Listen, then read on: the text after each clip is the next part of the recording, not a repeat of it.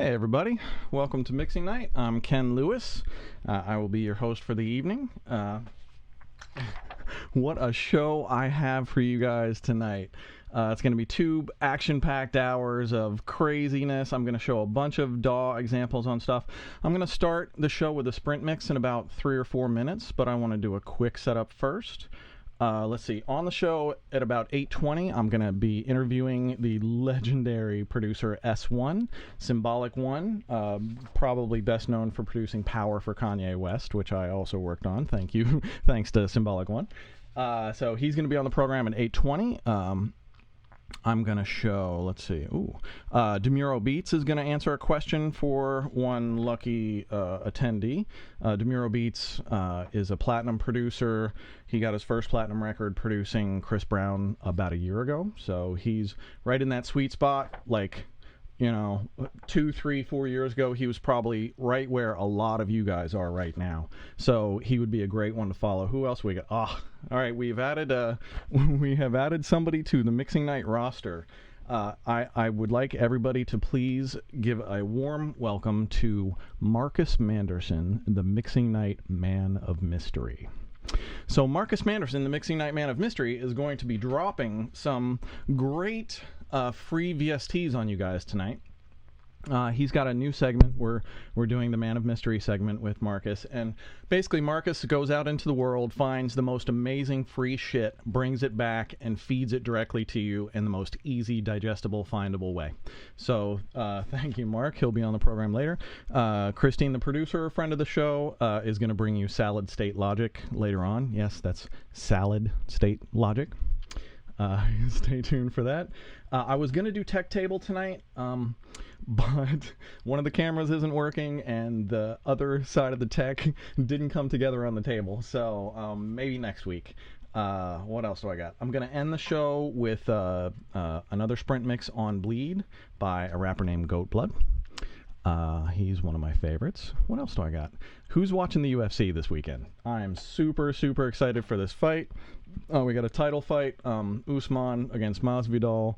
I am dying to see Masvidal tear Usman apart. Oh, I hope that happens. It's going to be a great fight regardless, and man, it's good to have sports back in the mix.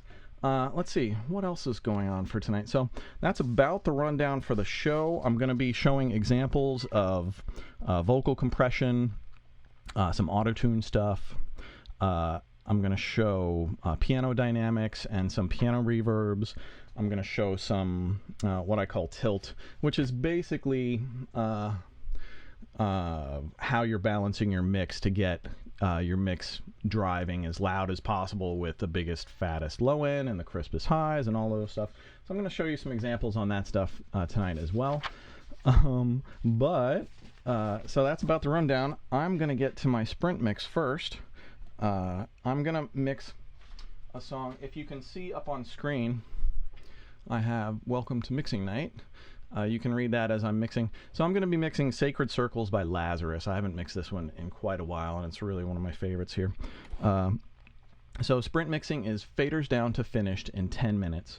It's the best rough mix that you can possibly do off of stems in 10 minutes. And what I did was I probably spent 5 or 6 hours mixing the song, and then I stemmed it out into about 30 stems and totally randomized the volumes and levels and everything on them. So when I'm starting to pull stuff up, it has no relation. I don't know what to do with it. So I've got to actually listen, make decisions quickly, make a decision, move on to the next one, etc. So I have 10 minutes to do an entire mix from nothing. If you haven't seen this one yet, or if you haven't seen me do this yet, stick around for it, because it's fun. It's certainly fun for me. And I'm going to put 10 minutes on the clock. Dun, dun, dun. And this is GoaTblud on... this is Lahzarus, Sacred Circles. I'm ending with GoaTblud. 10 minutes. Let's go. Oh, all right.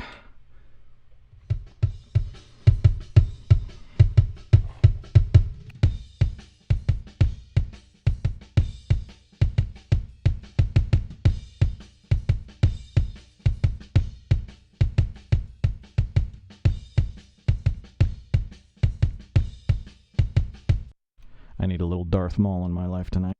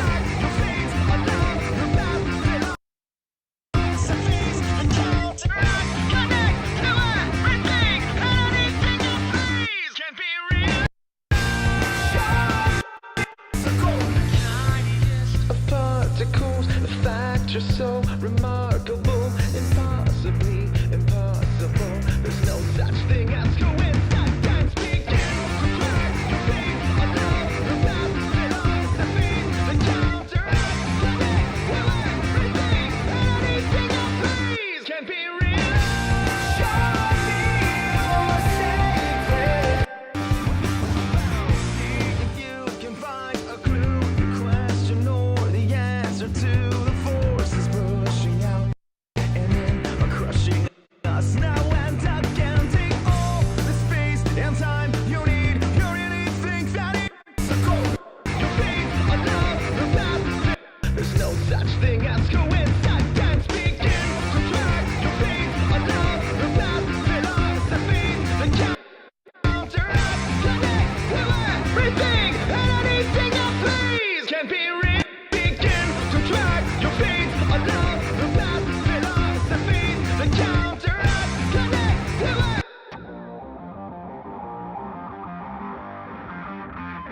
inside your veins, the fruits of life, it must remain key to inside your veins, the fruits of life, it must remain key to all the things that are and where start to drag our feet on the finding out what's up ahead. So look before you leave, else you may find yourself alone. And there's to help. Show me your secrets. Say inside your veins, the fruits of life, it must. Show me your sacred circle. That are parts of me. You cause and cure calamity. Your sacred circle, circle, circle. Show me your sacred circle. Show me your sacred circle. Make it our parts of me. You cause and cure calamity.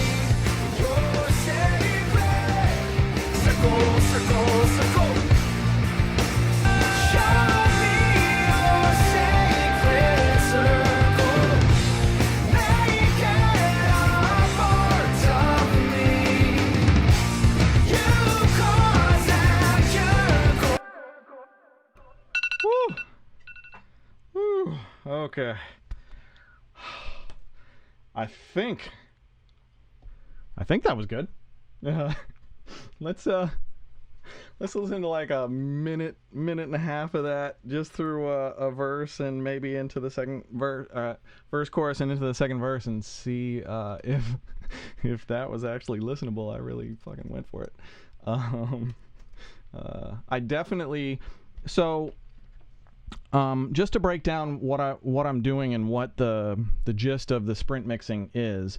I'm listening for balances. I'm always, and this is how I start mixes. I strike balances as fast as I can. I get as many things into the mix as quickly as possible. And then I start rebalancing things against each other, just like I'm doing here, only in kind of slower motion. But when I start a mix, this is kind of in a slower way. This is what I do. Within, I'd say, 20 minutes of, say, a 100-track mix, I probably have all of the music and some of the vocals in to listen. Then I refine from there. It might take hours to refine, but you're refining against, mixing is balancing. You're balancing one sound against another, and this affects that. So if everything isn't in there, the work that you're doing may be undone by something else that happens later on. So let me get back to my broadcast lights here. As much as I do like the heavy metal lights. Here we go. All right. Welcome back. Okay. Oh. I forgot my program is a little bit finicky here. Sorry. Okay. So, back to broadcast. All right. I don't have the most sophisticated lighting system, so I'm going to operate it from my phone. All right. Where's my questions and stuff? I'm going to call in to S1 on Skype in a few minutes. Anybody who doesn't know who S1 is, stick around. That's going to be really incredible. That's going to be in about 5 minutes. Let me play you a minute and a half of this, and then I'm going to set up the S1 interview, and we'll start it. This is Sacred Circles by Lahzarus. Enjoy.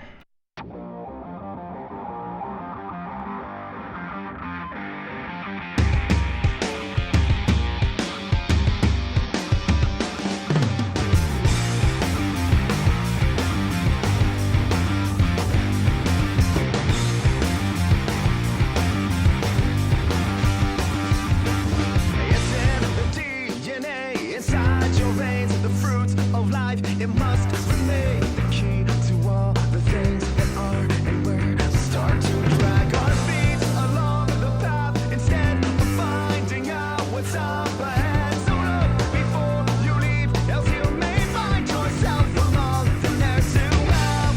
Show me your sacred circle. Naked are parts of me. You cause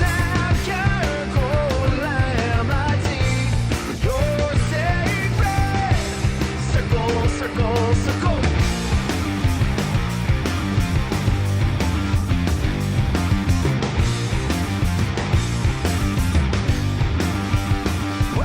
Well, see if you can find a clue, the question or the... Yeah, I'm super happy with that. That feels really, really well balanced. I got some nice mix work in on it, kind of improved the kick and some of the vocals and added some effects and stuff. I think that came together really well. So that I'm going to release, I think, by this weekend at my school. Did you know I have a school? I have a school. I have a school. Audioschoolonline.com is my school. Audioschoolonline.com. Just like it sounds. I mostly do like mid to higher level tutorials, kind of filling in the gaps of what like school doesn't teach you. I'm not the guy that's going to teach you how to use your DAW from scratch. It's just not what I want to kind of be doing. But everything that I show at my school, and I've got a ton of different tutorials on mixing and production and all that shit, is everything I actually use those techniques in real life to make real records. Okay, S1. I'm going to call him in a minute, but before that, I want to play you a clip from, okay, S1 has a book. Pray, Focus, Plan, Execute. I'll leave that up on the screen. Okay, so that's S1's book. Pray, Focus, Plan, Execute, a memoir by S1. I think his really big break was Power on My Beautiful Dark Twisted Fantasy. That was 2011. Since then, he's produced Beyonce, Eminem, Watch the Throne. I mean, he's just a phenomenal producer, has a really great, amazing feel to his tracks. Let me play you an excerpt from his book. The reason that I wanted to have S1 on the show is because I get so many career questions about, you know, how do I get past the struggle, and how do I all of these, you know, how do I find all of these opportunities? You need to read this book. So I just listened to it on Audible this morning, yesterday and today. Took about 4 or 5 hours, and anybody in the music industry, it was really insightful for me, and I found a lot of parallels between what me and Lori went through with what he and Teresa went through. Here's an excerpt. We put together a 10-month plan so that I could eventually quit my job and pursue my dream. The idea in simple terms was to take 10 months to save money aggressively and get rid of debt. All personal entertainment was halted. For example, turning satellite cable off and canceling Blockbuster memberships. We minimized our spending throughout the week and on the weekends. We bought tons of ground meat so she could stretch out our meals each week, whether it was eating hamburger helper, spaghetti, or tacos. After a strict 10 months of planning and saving, I put my 2 weeks notice in and left my corporate job. Yep. So I even think I have a question kind of along those lines tonight about, you know, I get so many of those questions, and I think S1's going to be super insightful for you. Here's a couple other clips. 2 things I know really well are failure and rejection. Man, anybody who's at this level in the music industry knows those 2 things.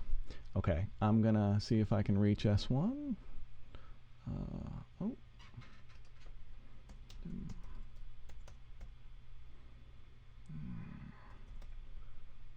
Give me 1 second.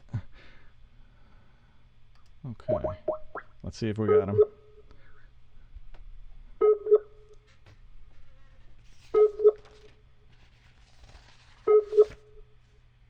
The person whom you're trying to reach no. is currently unavailable. Well, Please leave a message after the beep. okay, we'll try him back in a bit. We'll see if we can get him. If Marcus Manderson is paying attention, maybe Marcus, you can reach out to S1 and see if he's available and hit us back. Okay, so I will get to S1 when I get to him. I'm going to play you one other clip from S1 because he's not here right now. This is, I mean, so the very first thing that I did with S1 was I worked on Power with him. He was the producer. Fucking fire beat, of course. And he had me recreate the vocal chants. So the those vocals are me and Alvin Fields singing multiple takes, sped up, all sorts of. I did a previous episode, maybe 3 or 4 episodes ago, that I actually showed exactly how I got the chant vocals on Power. So if you want to know, tune in to a previous episode. I don't know where it is offhand, but it can't be that hard to find. Speaking of which, the previous episodes, all of the questions and main events during the episode are in the comment, or not in the comments. It's in the description with launch timings. So you can go to any of the previous broadcasts, find any question that interests you in the description, and go directly to that question and check it out. I mean, I hope you watch the whole broadcast, but really, find what you need on the rebroadcasts and absorb that. So let me get to a little bit of Q&A. Oh, I wanted to shout out the chat roll. We got just at the start of the program, we already had people from India, England, Germany, Canada, America, of course. Where else is everybody from out there? Let me know on the chat roll, and I'm really interested. Previously, we've had New Zealand and South Korea and Japan, and that's amazing seeing everybody from around the world tuning into Mixing Night. Thank you. And also, if you are tuning in for the first time, you're on the Mixing Night YouTube channel. It's a new channel. I started it at the beginning of the pandemic. Literally, we locked down and we were like, what are we going to do? Let's start a broadcast. So we did. And so I've been doing this broadcast since the pandemic started. It's a brand new YouTube channel. Please like and subscribe. Set your, if you set your notifications, that little bell thing, if you set your notifications for the next time Mixing Night happens, then it'll automatically email you. And also, I put out a new video on the channel this weekend. What the heck did we put out? Check out all the instructional stuff. Was it the 808 thing? I think I put out an 808 one this week, or I can't remember. They'll tell me on the chat roll.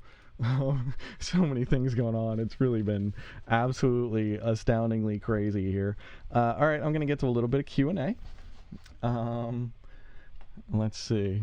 Al asks, hey Ken, do I really need an expensive preamp? No. Do you worry about the noise floor?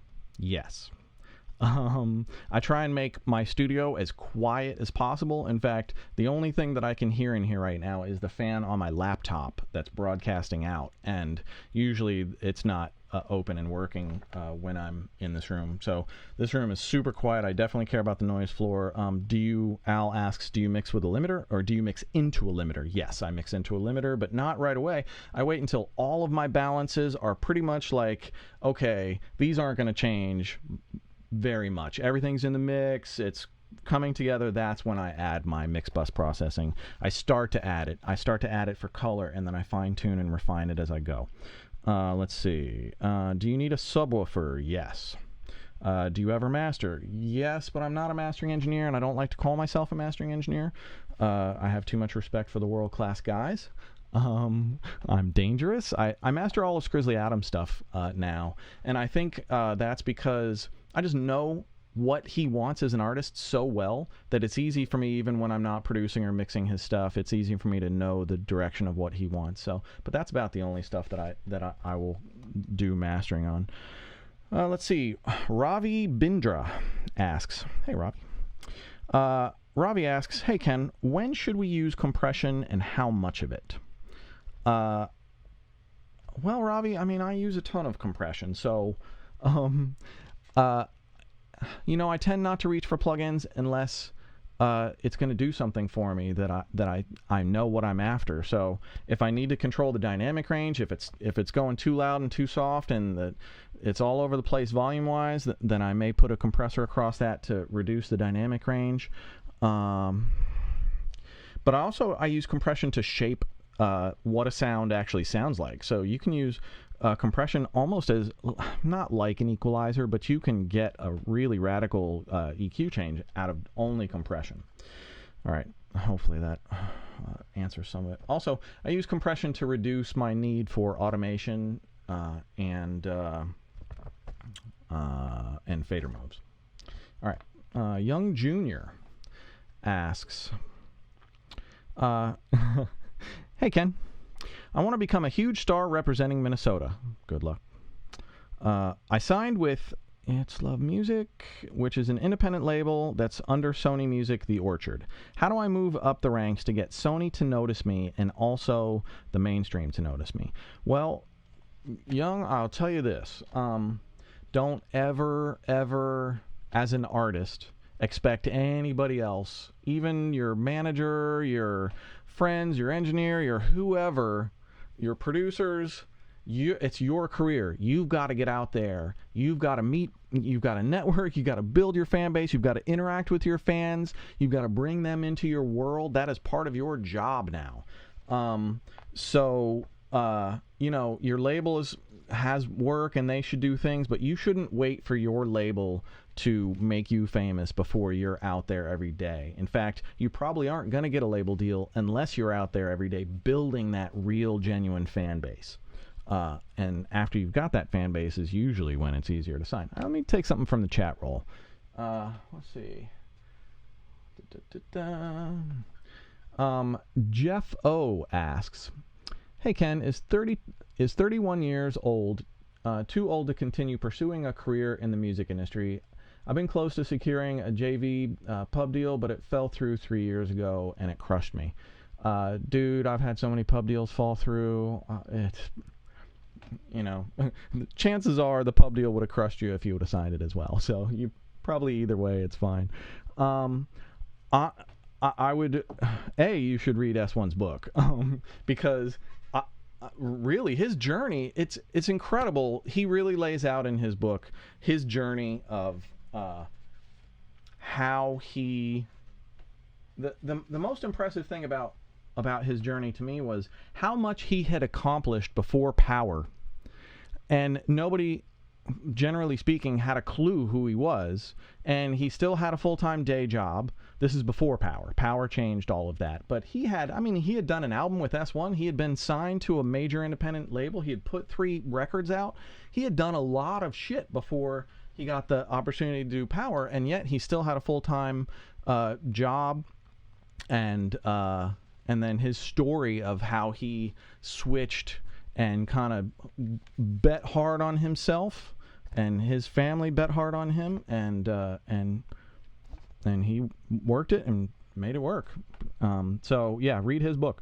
Christian asks, I find it easier to analyze the gain stage of a mix at very low volumes. How do you approach listening levels? I start hella loud. I start on fucking 11. So the SSL actually goes to 11. So I actually start on 11. And what that does, if you see me start the sprint mixes, it's the exact same way.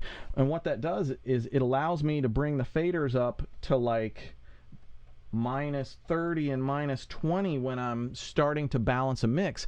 And the kicks and the bass are still hitting me hard, the snare smacking and all that.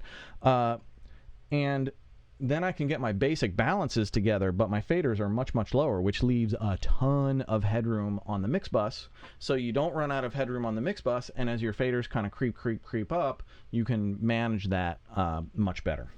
So that's, and then was there another part of that answer? Start loud, get basic. No, yeah, that's it. I'd probably turn down after about 15 or 20 minutes, but I'd say the first 15 or 20 minutes are pretty loud. Because I really want to feel it, and I want to feel like I'm it's a performance, and I want to feel like I'm connected to the song, and I want to feel like I'm connecting to it. Okay. Let's see what time we got.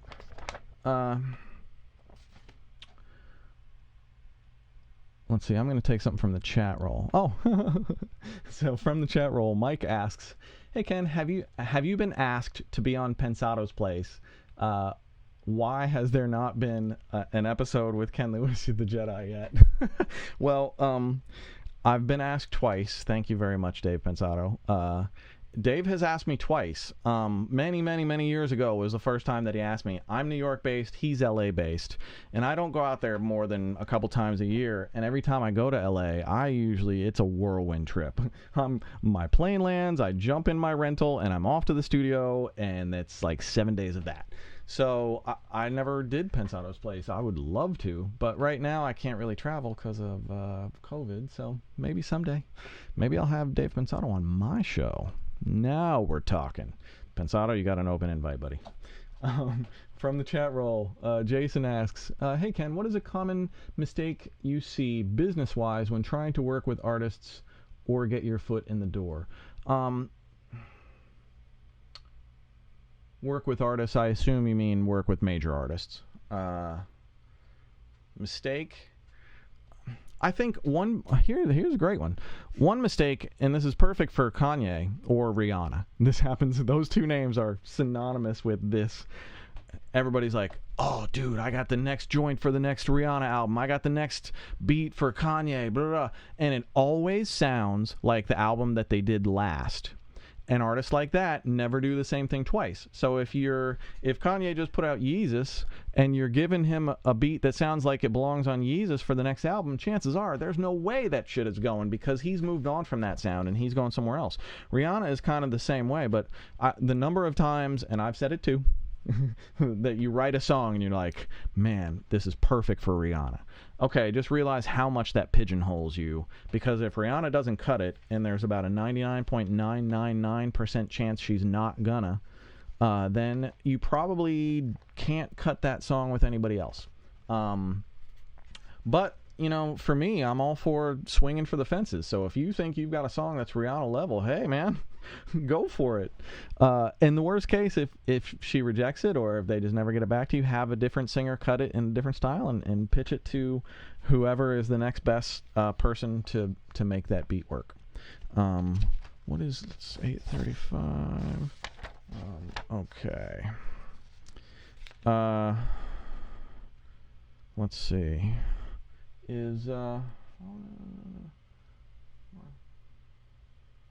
All right.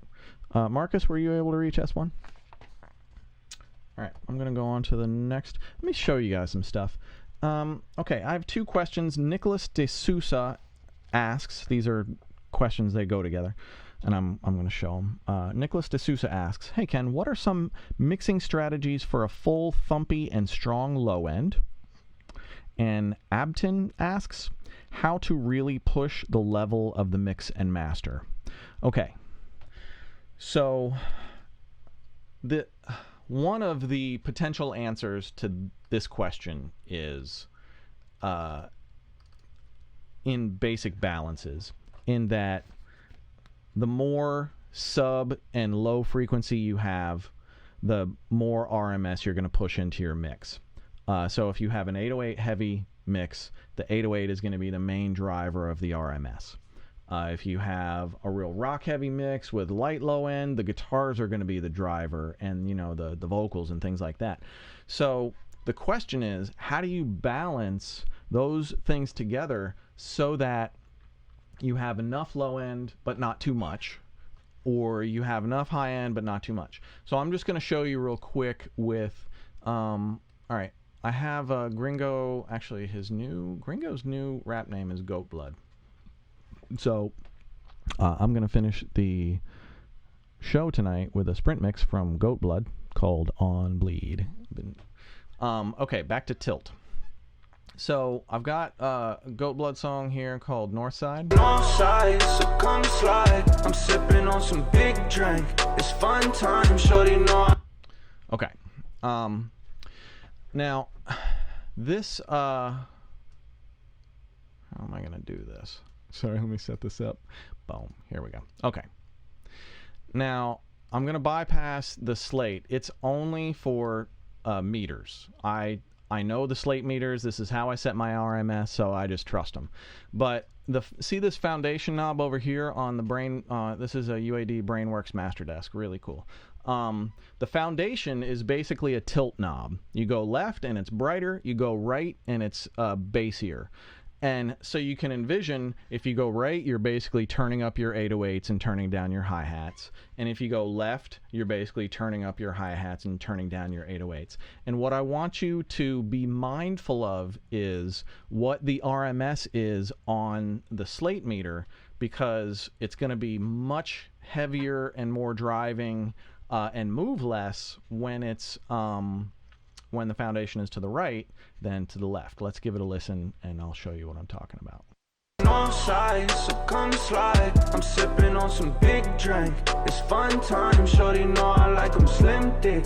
She fun size, ain't got nothing on my wish list. But one time, I ain't south or east or west. You could check the GPS, I'm up. If ever I feel stressed, I just roll a little session up. My enemies impressed, as they should be, but my best to come. And I don't mean to flex, but we gotta come and get you some. I'm posted on the north side, so come slide. I'm sipping on some big drink. It's fun time, shorty know.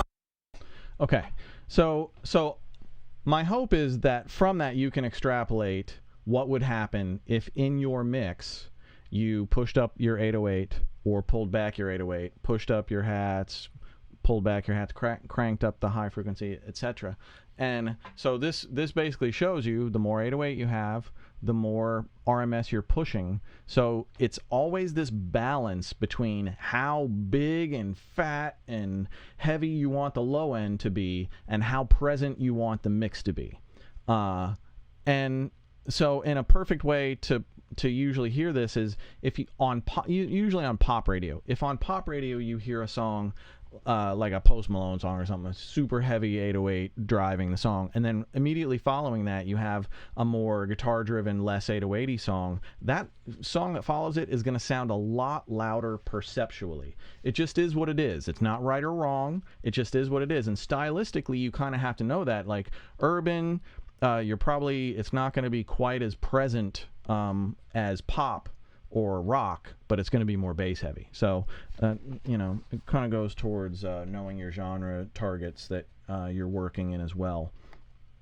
And hey, for those just joining us, you found Mixing Night. Well, welcome to Mixing Night. I'm Ken Lewis. I got 99 gold records, and I'm showing you as much cool shit as I can over the 2 hours of this show. Ask your questions on the chat roll. Let's see. Let me get one more from the chat roll. All right. Okay. Unde Unitas asks, "Hey Ken, I was wondering how you feel about having several sets of ears on a particular mix. For example, I'm mixing my own project and I often send my mix to friends I trust for feedback.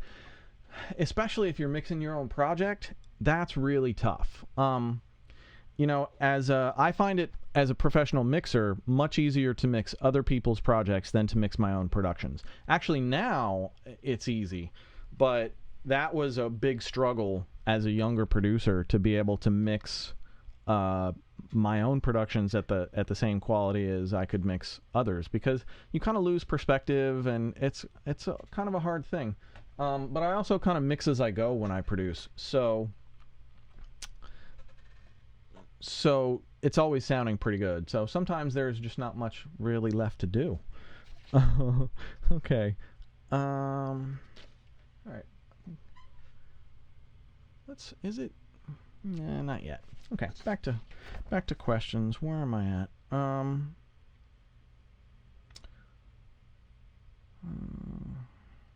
King. Okay. King asks, "Hey Ken, what are the turn-offs of entry-level musicians who try to contact you with their music or collabs?" I'm looking at a lot of you people right now. I love you all. I really wish I could listen to everything that everybody sent me, but you guys got to know that I get sent 20 things a day, And I would say, yeah, when you spam, like, when you're posting up your own shit on my socials just so you can advertise yourself, nobody likes that. That's a real turnoff. And people who think that my time is theirs, like, you know, oh, can you just give me 5 minutes? Dude, 5 minutes in my world, you have no fucking idea.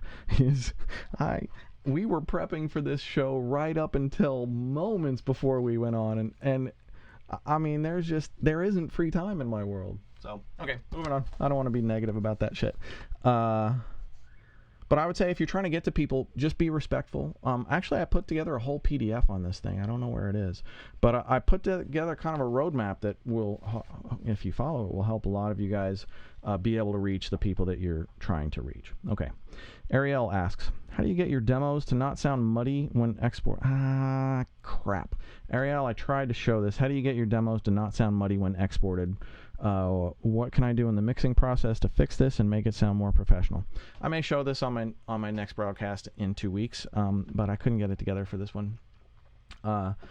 Sometimes, you know, if your speakers suck, or if you just aren't great at mixing yet, or you're not sure if you know your balances are correct, one thing that you can attempt to do, and just check the results for come what may, is this thing called Match EQ. So there are these equalizers out there, and one of them is the Eventide Newfangled Audio Equivocate.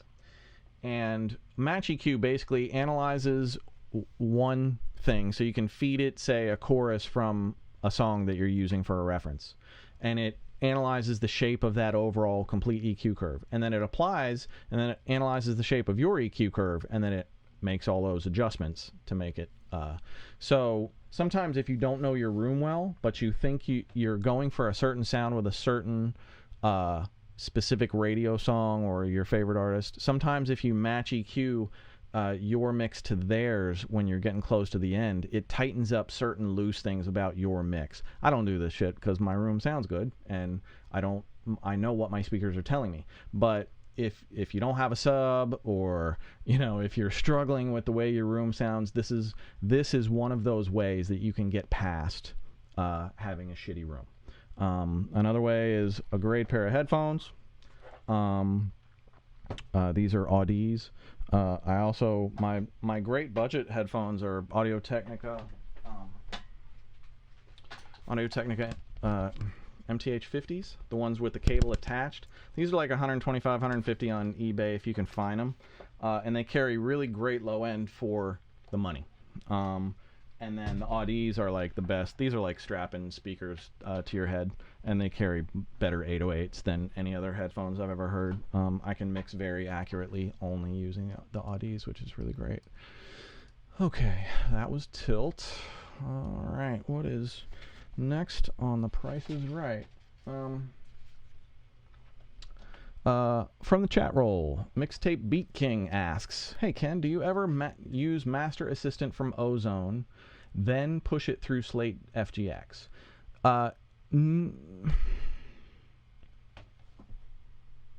No, but I would if there was a specific reason. I think Slate can give you a little bit of extra if you want that just extra half a dB or two without really ruining it. The FGX is a really nice box. I like it.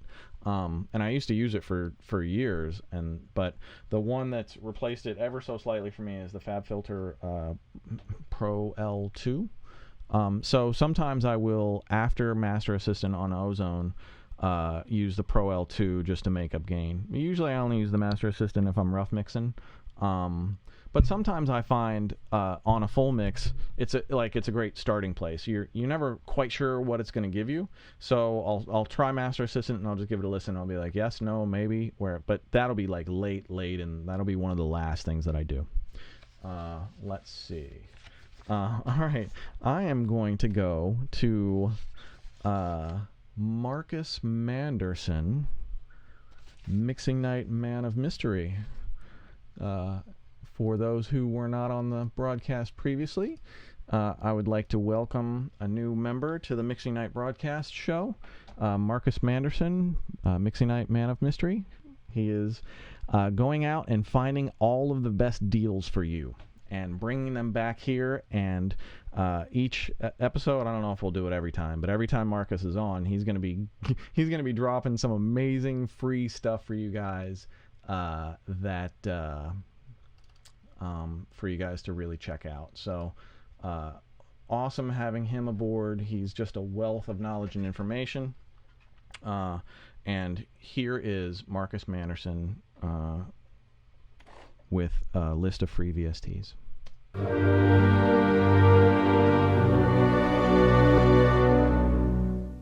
Hello, this is Marcus Manderson, aka DeFingers, the Mixing Night Man of Mystery. This is a new series that we are starting up to bring some high quality video content to you all, to provide some value for you.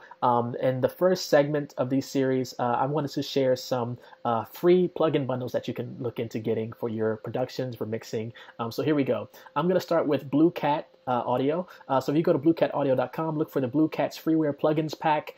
This is the second edition of this, and this is where you can get you can get 7 products of free effects plugins, including chorus, flanger, free amp, analyst, EQ, phaser, things like that. High quality effects plugins you can use in your productions. Next is Cinematique. Cinematique instruments.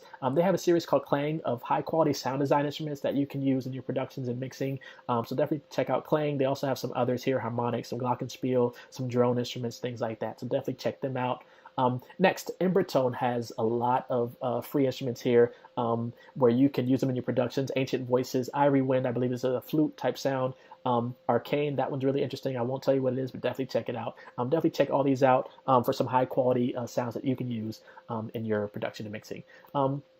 Next, Sony Score has 2 free orchestra contact instruments. I've been using these a lot. The way it works is if you hit one note, if you play the note soft, it'll play a major chord. If you hit the notes hard, it'll play a minor chord. And you have 2 libraries here. You have free HD orchestra chords, which has strings and brass, and then you have just the strings, sustained string chords. Next is John Mayer Music, who has a couple of libraries out. Free choir sample. He sampled his family and built a choir VST out of it. A synth plugin, piano plugin, flute and violin, some drums, and a handbell. So definitely check out John Mayer Music for some free libraries from him. Next is Spitfire Audio Labs. These are a list of free instruments from Spitfire Audio that you can use that fall in these categories: strings, guitars, pianos, brass, drums, vocals, percussion, synths, and experimental. Definitely check them out. High quality free instruments that you can use. Next up is the M-Free Effects Bundle from Melda Production, where you can get over 30 free effects plugins, 37 to be exact right now. And these are a list of those plugins there, so definitely check them out. Next up, Native Instruments has a lot of free stuff you can get. This Complete Start gives you over 2,000 free instruments that you can use in your productions. Reactor 6 player, Blocks, Contact 6, so you can go check them out here, nativeinstruments.com. Just look for the free option there. Next, we have 8DO. They have a free On the House series with some incredible sound design instruments, some instruments you may know. They have this post-apocalyptic guitar that's great. They have 2 pages of free instruments, and they're constantly adding to that. Next up is Piano Book with over 300 free instruments you can download now, 335 to be exact, and they're adding them on a weekly basis. The focus is piano, but they have different categories, and you can break them down. You could go to choir, wind instruments, other drum sounds, things here. So you can just peruse, go through those libraries and download them as you need. If you're looking for a specific sound, I definitely say start there, see if they have it, and download it and use it. If not, then you can go to some of these other resources. And last but not least, we have VST Buzz here, which is a list of free sample packs, plugins, synth sound sets that you can use in your productions. You have this cello from Pocket Blackest, short noise sounds, some Sonatina Symphonic Orchestra, flutes. It's a full list. So I will say this, as you're looking at these libraries and downloading, make sure you check the compatibility with your DAW, compatibility with your computer, whether you need to sign up to download them, or if you need to put in your email, or what requirements you need to actually get those files. And then some of them are kind of big, up to like 10 gigs, 20 gigs, so make sure you have enough space either on your internal hard drive or external hard drive. So just some things to keep in mind. This is just a portion of the free bundles. I will, at some point when we're done with this series, share all of these resources with you. Next up, I do have some free effects coming, some free sounds. So stay tuned. Thank you for checking this out. Stay safe and be well, everyone. All right, peace. Love him. Marcus, thank you very much for that. That is an absolute wealth of knowledge for everybody. Now, I believe We have a PDF that goes with it. Is that in the description for the broadcast? Somebody's going to tell me that or not. But yeah, I believe that we've written all of these out for you in a nice PDF. I'll find that out shortly. Let's see. Let me go back to some more questions. I'll go back to the chat roll. Stephen Paulus asks, "Hey Ken, I'm trying to get a blown out, distorted bass guitar sound. Probably a lot like Sacred Circles, I would guess. Similar to Tame Impala's Mutant. I'm not super familiar with that effect offhand. Any tips on using Decapitator, Devil Lock, or other plugins?" I would go with Decapitator over Devil Lock. I can't really... Let me pull up Sacred Circles and just show you... oh, there's no PDF for that. Sorry. We'll get you one. Here's the bass. Alright, so now this is already distorted, so I can't really show you in a way that you're going to hear, but I'll show you two things, Steven, that you can try that are things on Decapitator that you may not have thought to use. One of them is the Mix Wet Dry knob. Okay, so let me just put a shit ton of distortion on this just so you can kind of hear what I'm doing.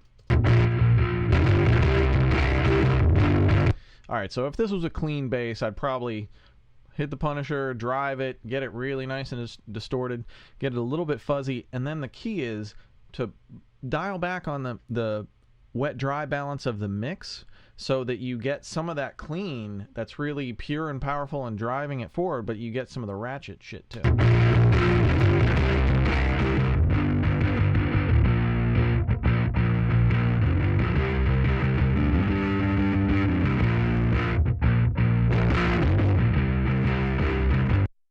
Okay, so that's one. The other is the low cut. So you usually have to use the low cut in conjunction with the wet dry knob, or you'll pull too much bass out. But the low cut can really help focus your distortion, and you can get rid of a lot.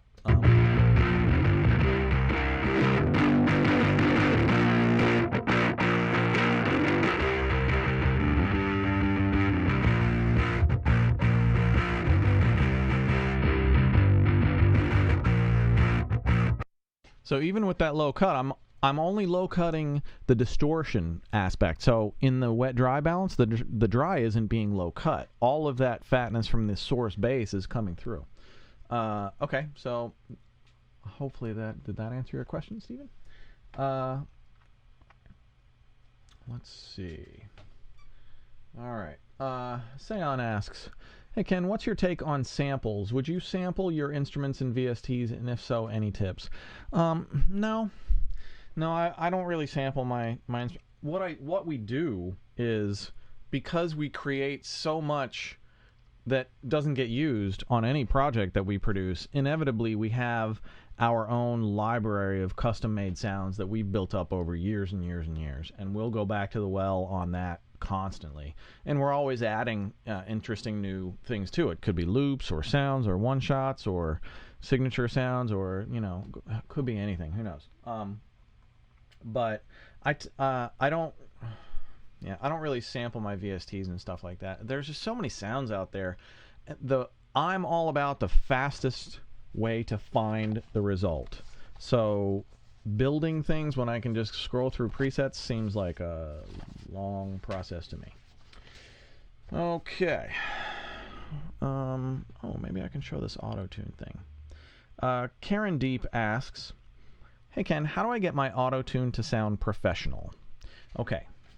Not exactly sure how to answer that, but what is going on here? That's weird. Alright.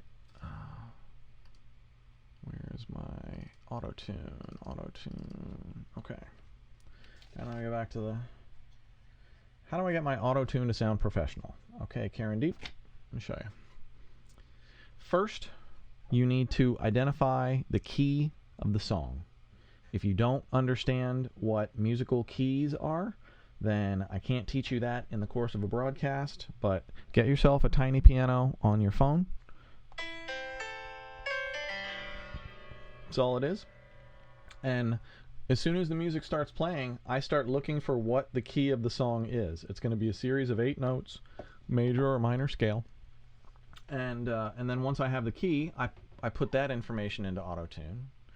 And then one of the other keys with a lot of people who are trying to get that stretchy autotune effect on your vocals is you need to record through it. You need to have autotune on your voice in real time as you're recording.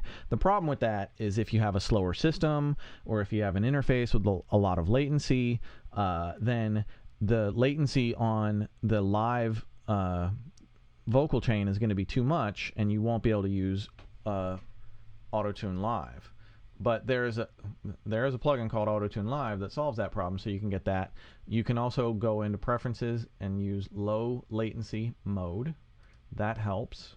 Although if you've already got a lot of latency from other plugins, it's not going to help you. So here's the correct key. So if I'm playing, let me just see what's up here. Hang on.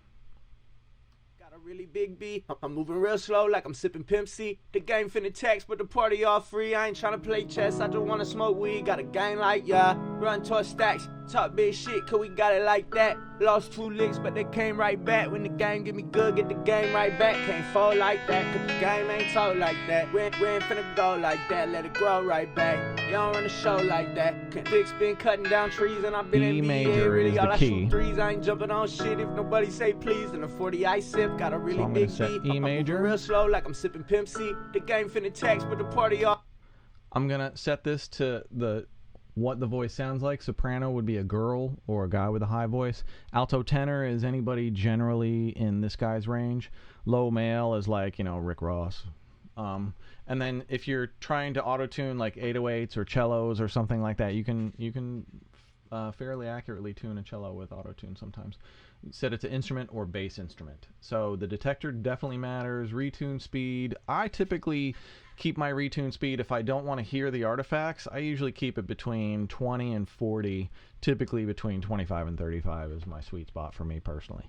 But I always listen and adjust accordingly. And occasionally I'll split a vocal off several times in a mix or in a production and use auto-tune slightly differently in different sections and just make sure that everything is in tune. I'm not going to get into all of these other, there's manuals for that. Okay, let's see. I'm going to go to Dimuro's question. Wait, let me spend a couple more minutes on autotune. Dick's been cutting down trees and I've been in... So here's one way to know if you're in the right key. You can just crank way down to 0 on this and make sure that it's not jumping into crazy notes. Dick's been cutting down trees and I've been NBA. Really all I shoot threes. I ain't jumping on shit if nobody say please. And a 40 I sip, got a really big beat. I'm moving real slow like... Now, if I put it in a key half step off, all of a sudden you're going to hear the vocals sound a little bit crazy. So when things are sounding off to you with autotune, chances are you're in the wrong key. You can always go to chromatic, and that gives you every note, but chromatic doesn't pull, it doesn't do as good of a job seamlessly tuning if you have a decent singer. Dick's been cutting down trees and I've been NBA. Really all I shoot threes. I ain't jumping on shit if nobody say please. Hear that? So I just switched it from E major to F major. It's 100 cents off, so it's way out of tune. Now back to E major, and it'll snap right in. Dick's been cutting down trees and I've been NBA. Really all I shoot threes. I ain't jumping on shit if nobody say please. And a 40 I sip, got a... A lot of times with rappers, I find the sweet spot with autotune is around like 4 to 8 or 9. Pulls a little bit, gives you that stretchy effect, but it's not like super stretchy and grabby. It's kind of like that musical sweet spot. So check those out. Okay. Might as well. Well, I'll come back to this. I'm going to do some vocal compression as well, but I can come back to the same example. I want to get to Dimuro's question. All right, so part of this episode, I want to do kind of a producer's episode so that you guys that are on the come up and looking for those opportunities and wondering how you're going to get to the next level. So I found somebody who has just gotten to the next level, Dimuro Beats, Mike Dimuro. He's racking up credits. He'll tell you in his thing some of the people that he's produced on his, when he answers. But his first platinum record was Chris Brown a year ago. Indigo came out. That was his first big one, and he's been racking them up since. But keep in mind, before then, or he had some action before then, but it's been a build and a process, and he's still younger in his evolution, and he's still growing. Like, that's where I was, I don't know, 20 years ago. So Dimuro might be just Blaze in 20 years. You don't know. He's a talented cat. Anyway, I wanted to get you guys people who had the perspective very close to where you're at in your arc, and he's the guy. So this is Dimuro Beats. Check him out. Hey, what's up, Ken? Dimuro here. Great question. Hey, what's up, Ken? Dimuro here. Great question, man. The one valuable piece of information I would have given myself if I had a time machine would have been to start building my network sooner, you know what I mean? Because I never really focused too much on the network aspect of it as I did the creative aspect. I've always put more work and energy into actually creating the beats and, doing music and all this, but never really thought about, who I had to send the music to. I didn't really have nobody, because I was just thinking about uploading it online and selling it on BeatStars. But then, I was like, I want to be on these albums. I want credits. I want plaques. I want this. You know what I mean? I got into the industry because I want to work with my favorite artists, and I can't do that just by selling stuff on YouTube. So, yeah, man, the tip I would give myself is building my network sooner, because the second I started building my network is when I started getting placements. My first placement was with Kurt Cobain's, and then I moved on to Trey Songz, and then, years later, here we are with Chris Brown, now on platinum. This would have never happened if I stayed on the track I was on currently, previously, you know what I mean? Because you can get places selling beats online, but you probably are not going to work with your favorite artists unless you build your connections with the people around your favorite artists. And by that, I mean their producers, their engineers, their writers. Because those are the people that can get your music to those artists, because they already have experience with them. So, yeah, when it comes down to it, the one tip I would give myself is building up my network sooner, a lot sooner. Thank you, Ken. Dope. Thank you, Dimuro. Appreciate it. You can check him out at Dimuro Beats. I think that's all of his socials as well. So, if you guys on the come up want to start following somebody who is, 2 or 3 years ahead of you on that same journey, start following him. He's a great guy. I hear I should call S1 on Skype in 5 minutes. Ooh, that's exciting. Okay, so hopefully we'll be able to get him back up here. And I see Dimuro must be on the show tonight. Hey, Mike, how you doing, bro? We've been having these deep conversations this week about coffee. I've got Dimuro hooked on cold brew iced coffee. And if you're a coffee drinker and you're not on cold brew yet, it's going to change your life. You're welcome in advance. Check it out. Yeah, I have a cold brew coffee obsession for sure. And oh man, so good. It's a totally different thing. Okay, so he asks, Dimuro asks, hey Ken, what's up, bro? I have a simple yet challenging question for you tonight. I'm scared. If you had to pick one and only one, oh god, which one of your credits are you most proud of? Which one was the one that tops all other accomplishments to this day?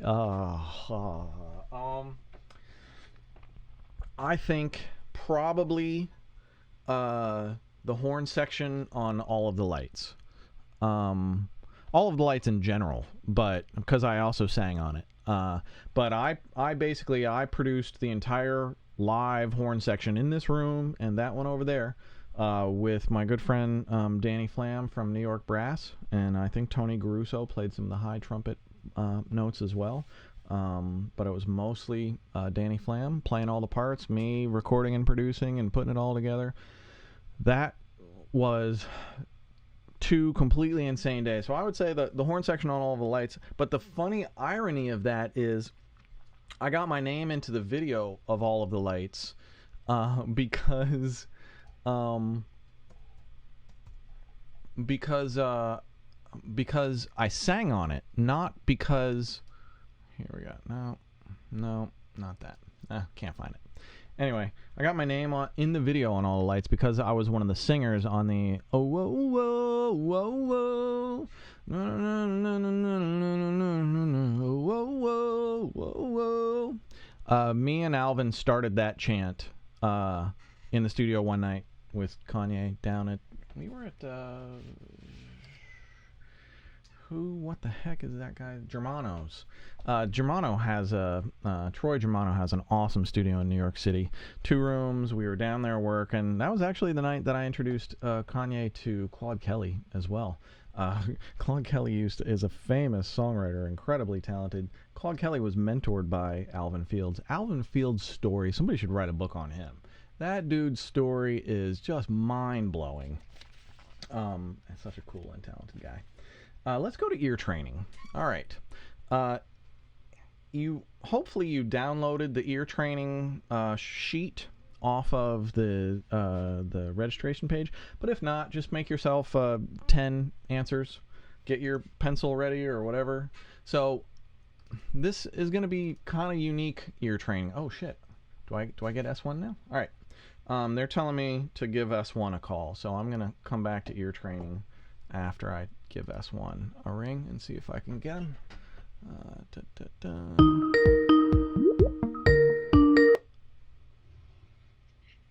S1. Yep. Hey, there's the man himself. My friend, what's good, man? Oh, it's great to see you, bro. It's great to see you again. Good to see you as well, man. How you been doing? I've been really hit and miss, but publicly fantastic.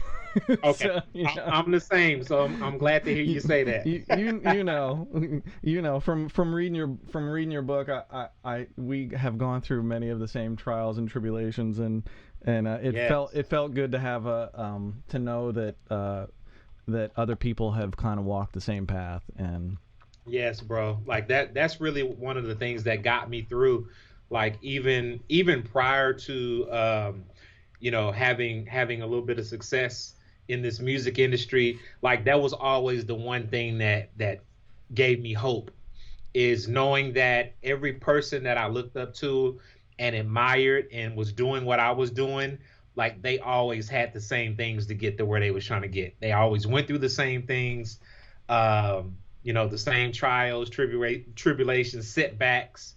They went through all these things to get to where they were trying to go. And you notice with guys like you and Illmind and Just Blaze, it's the same thing. Yes. All of you people are just really hard workers who are really focused, who would probably be doing this anyway. If and just fortunately we kind of just got there. But I've always noticed that most of the top people in the industry are most of the most focused hard workers, as well as the most talented people, because it takes way more than talent. And it does. It's so much work, man. And I think you have to have a certain level of thick skin too, because of all the rejection and the disappointments that we go through, trying to achieve our dreams and our goals. Like you have to be able to persevere through those moments. Yeah. And so you have a book, Pray, Focus, Plan, Execute. Yes. I binged it the last 2 days. Super enjoyed it. Appreciate it, man. Appreciate that. Yeah, Audible is great. I just put it on like 1.5 speed and listened to you in chipmunk voice for like 4 hours, and I was done. I got the whole story. Cool, man. It was great. So I wanted to ask you some questions on. Let me give the viewers a very quick recap of some of the best moments of this. But I encourage everybody to go get the book. It's really a fantastic read. Appreciate the first thing you got was a Gemini mixer with 6 seconds of sampling time. Yep. That was very similar to one of my experiences. You started making beats eventually on an SP1200. There were times where you were making 40 beats a week. I think people need to understand the output. Kanye was the same way. Yes. The output of learning your craft. Yep. You're not trying to make the one beat that's going to change your career. You're trying to build those skills that are going to change your career. No, that's absolutely right. And let's see, you produced Kanye Power, Beyonce, Best Thing I Never Had. What's the other? Can you talk about your the transition? I played them a little clip from your book, talking about your transition from quitting your corporate job to becoming a full-time producer, and you saved up for 10 months. I think like that whole far too many people like to talk about what they're willing to give up. But what are you really willing to give up? Talk about some of those struggles with you and your wife and your kids. Yeah, I knew when I decided that I knew that was the thing, music was the thing that what I wanted to do. And I realized at that moment I had to go full in on it. However, at that moment of time, like I had other responsibilities. I had 2 young boys, and I was married. I had a wife, which are my responsibilities. So I can't just quit my job and I always say if I was single at that time, yes. Sure. But that wasn't the case. So it was just a matter of once I knew that my wife was fully behind me 100% and she saw my vision, then I knew that, okay, this can work. However, we knew that I couldn't just leave my corporate job because at that time, we were struggling pretty bad. And, my wife was working a full-time job. I was working a full-time job. So I knew if I came off that job, that's going to be half of our income that we needed. Right. So basically what we did is we put a plan together. And we was like, okay, if we know this is what you want to do, what we need to do is make sure for the next 10 months to a year that we pay bills off, that we save money, and get rid of a lot of the luxury things that we like, cutting cable off and all these things. And it goes back to what you just said, like, what are you willing to do away with to allow yourself to be in position to accomplish your dream? And a lot of people don't want to give up certain things. You have to just really just ask yourself, what's more important? Because one thing I do know, and even to this day, is in order to achieve something that you want, like, there has to be some type of sacrifice involved. That's always been mine and everybody else's. And I love one of the things that I played him an excerpt from your book that says something about how many times you've had failure and those are the best teachers, I think. When you get fame too early for some people, it feels, I think a lot of people don't appreciate how lucky they got and don't know how to put in that work ethic. And one of the things that surprised me most about you was just how much you had accomplished before Power. I didn't know that. I knew that you had accomplished some things, but I didn't know you had that long of a run with that many talented people, and still hadn't had your Power moment yet. Yeah. And talk about some of that with Ill Mind and Strange Fruit and. Yeah, that's pretty crazy, but. However, prior to me getting my big moment, which was the Kanye record, man, I'm so appreciative of that 13, 14 year span prior to that, because I always consider that as my boot camp and my training. Exactly. You know, I was learning things, you know, when me and my cousin started my group Strange Fruit Project, like I was the sole producer of the group. So it was that moment to where I learned how to put a full album together. I was producing the whole albums. I was mixing the whole albums. I was reaching out for features for the albums, and that was, I realized that was my training. That was teaching me how to executive produce a body of work, you know, and even just produce. Absolutely. Yeah, absolutely. I mean, a lot of what you're talking about is just straight production roles.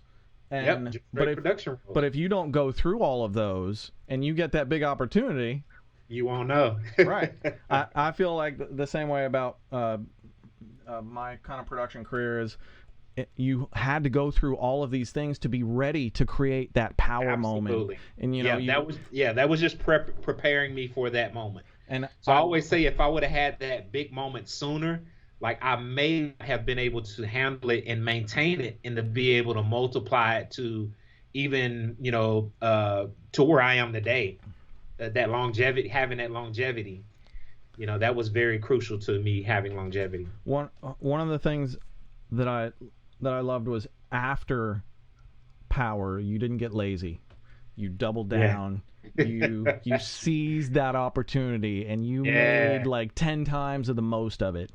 And the part of the book where you're talking about you were waiting for your opportunity for B to walk by, and I totally get that, because you understand that presentation is everything, and the way that you come across, first impressions for someone, and you already met her, but first impressions with what you're trying to get, you know, be able to listen and kind of get into her inner circle, and then you found that right moment, you got into that inner circle, and then you ended up, she basically sought you out specifically to produce for her. Yeah, man. And nuts. I think that's another thing too, is like timing is so important in this industry. Like knowing when to step out, or knowing when to take that opportunity. You know, I think just knowing when to do it is just as important than actually doing it. Right. And how to do it. Yes. Yeah. Because you know, you could have just barged into her studio and been disrespectful, or and that's what I'm saying. That's that's doing it wrong at the wrong time. Exactly. But yeah, I love that you know, you took that Power credit and you turned it into so many other things. You kind of developed your Rock Nation. Are you still with Rock Nation? No, I'm actually with Cobalt now. I was with Songs. I went from Rock Nation, completed that, went to Songs, and now I'm with Cobalt and trying to complete this deal. Yeah, I'm with Cobalt as well. Okay. I like them a lot. Can't say that about how long you been with Cobalt? This is my second year with them. Okay. We've been switching a lot of our stuff to sync. So we've been doing a ton of sync stuff. So I probably shouldn't tell them about that carve out. So they think we're gonna have a nice deal. I'm very happy with Cobalt. They took care of me. But I also have. Do you collect neighboring rights? I have neighboring rights with Cobalt as well. Yes, I do. Mm-hmm. That's another thing. Talk about income streams. All of these different income streams that producers don't know about. Neighboring rights, publishing, masters. Yeah, performance rights. Building your own brand, your own products and sound kits, and you do sound kits. I forgot. Yeah, it's so important, because like if I was just living off of, I wouldn't be able to afford, living off of just fees, production fees. Right. Because even just from that perspective, like it's 8 to 10 months sometimes before I get my upfront fee for a production, and the album's been out. Right. And people don't know, like sometimes it can be several months between placements. Yeah. And absolutely, yeah. You can't rely on only that upfront check. Cannot rely on that. Yeah. So it's very important just to understand the different streams and just putting yourself out there more to be able to open up a lot of these streams that are available to you. Do you focus any on sync? or are you just straight? I want to make records with the biggest artists? Man, I go through these modes. So I'll take a couple of weeks and be like, okay, this is strictly for certain projects. Like these are the few projects I'm gonna be working on for these 2 weeks, and then I'll go into like my next week will be, okay, this is strictly sync week. I'm doing just nothing but that. Right. So I'll go into these little in and out of these different modes of what I'm actually focused on for that period. Gotcha. Because I know Power, I mean, I know the publishing got greatly reduced on that, but the syncs on Power, oh my God. I mean, the Power Rangers movie and the American Airlines commercials. So many syncs with that song. It's so crazy. Yeah, and thank you, dude, for putting me on that song, because I got my bro, you killed that. I mean, it's you know what's crazy, Ken? Even we're talking to this about day, Power, by the way. Sometimes I listen to that song and I always think it's the original sample, which is crazy. And sometimes I have to catch myself like, oh, that's actually Ken that redid this. Yeah, dude. When I saw on your Facebook page one day, you posted up this, I think it was Texas Stadium, like 80,000 people chanting Power when the football team ran onto the field, which was like, I saw you post that up, I was just like, goosebump city, man. Insane, man. That had to have been a tedious process for you, bro. Oh, sample recreations are hands down the most difficult, challenging thing that I ever get called to do. And I hate doing them, but it gets me on a lot of great records, and it opens a lot of great doors for me. Like, I met Kanye because I flipped a sample for him. But now I've written for him, I've produced for him, I've arranged, I've sung, and so just like you using those door openers wherever you can find them, the samples for me have been those door openers. So important. But the funny thing about Power was Alvin Fields sung the original Afro-America sample. We went and found Alvin Fields, brought him to my studio, and had him re-sing it, but it had been 30 years of time passed. And in that 30 years of time, his voice dropped deeper. And he didn't sound like him. So we actually needed my voice on it. We needed a bunch of higher layers of my voice on it to add the youth back into Alvin's voice. So that's crazy. Yeah, it was a really nutso thing. But that was the first thing Alvin and I did together, and we're still working together. Alvin's, if you ever need a choir, so dope. He's the guy to call for choirs. Let's see what. I'm just going to touch on a couple other things in your book. Erykah Badu, you were in a group with her called the Cannabinoids. You've produced a bunch for her. What else are you? What are you producing now? What do you got that you can talk about that you're working on? Been working on a lot of stuff with J. Cole. Nice. Yeah, a lot of records with J. Cole. So that's been like one of the primary projects that I've been working on now. And then a lot of different stuff, man. Mostly rap stuff, like Lecrae's album. Got a few on that. Been working with like Andy Mineo and YBN Corday, who's super dope. Yeah, man, just always. Is Lecrae one of your Grammys? What was that? Is Lecrae one of your Grammys? No. Okay. No, it's not. Did you get a dub with him? The Kanye record, Eminem's LP2. Yeah, of course. Yeah. And then most recently, the Kirk Franklin album. Nice. Yeah. Well, that Power record, man. Jeez. If you only had to have one, that would carry you a very far way. Fortunately, you've had many, many since then. So I'm gonna. What else is? I want to talk about the iStandard beat battles and the Sha Money beat battle, because this is something that I recommend to a lot of up and coming producers. To one thing that you did after you had accomplished a lot of stuff was started entering beat battles so that you could put your skills up against other people's skills and see how you stacked up. And one of those was the iStandard beat battles, which I used to judge a whole bunch. the one that you were in, the Beats on the Beach, I almost was a judge of that.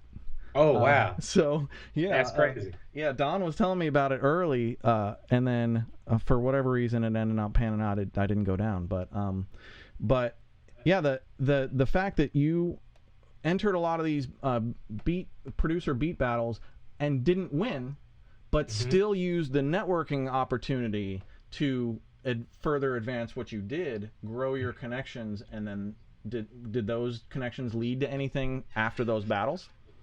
Yeah, actually they did. Like when I started getting into the showcases and the battles, like it never was to let me go to win the show. It was always for networking and, like you say, being able to receive feedback from other people that was doing what I was trying to do.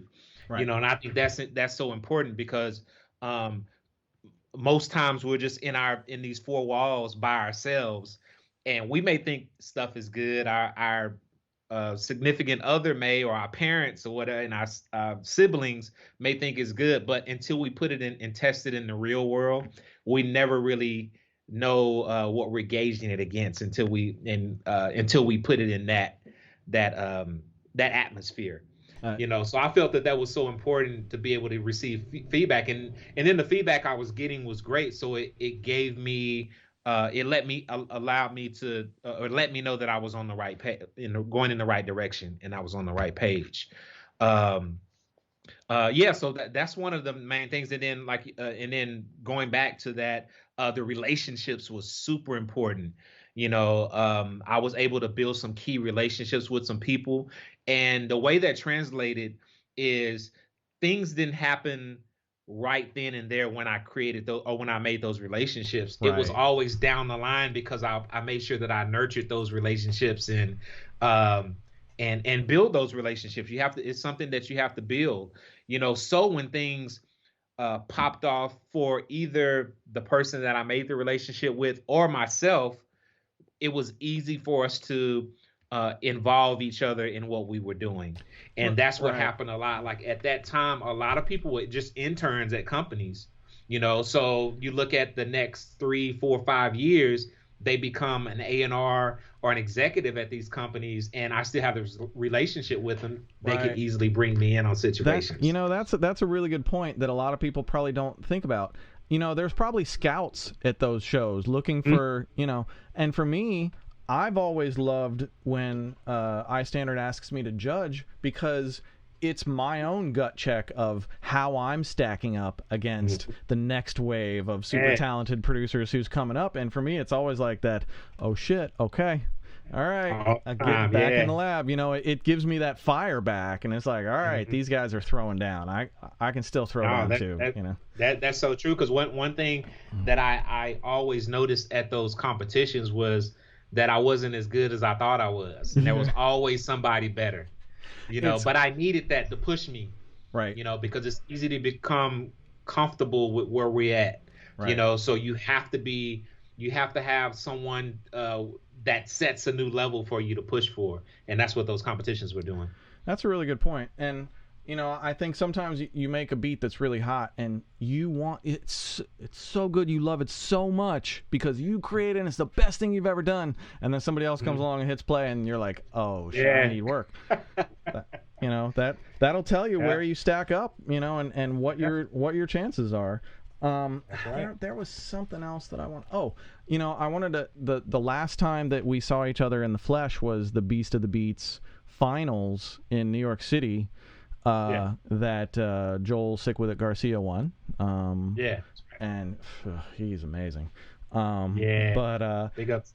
But man, it was incredible for me to just be in the same room with, let alone judging with you, Illmind, and Rockwilder, and me all judging the Beast of the Beats. That was a crazy night. And then that was fun times. Do you remember the aux pass at the end of the night?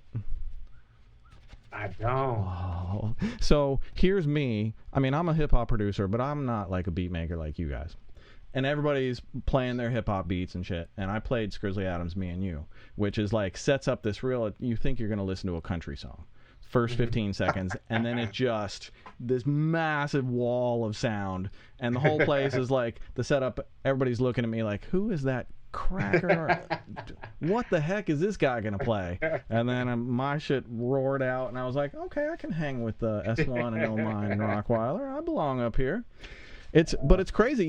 Even like that kind of stuff, the it's not self-doubt. It's just like, you know, these guys are noticeably better than me. What am I doing here?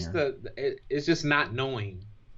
Yeah. You know, I think that not knowing factor sometimes kind of keeps us from really just stepping out there full force. Well, you know, it keeps us with 1 foot in and 1 foot out. Well, I love so much that you were one of those people who really put it all on the line, walked the walk, and I cite your story so many times to people that ask me that question. How do you just go see what S1 did, because if you can match that grind, you have a real shot.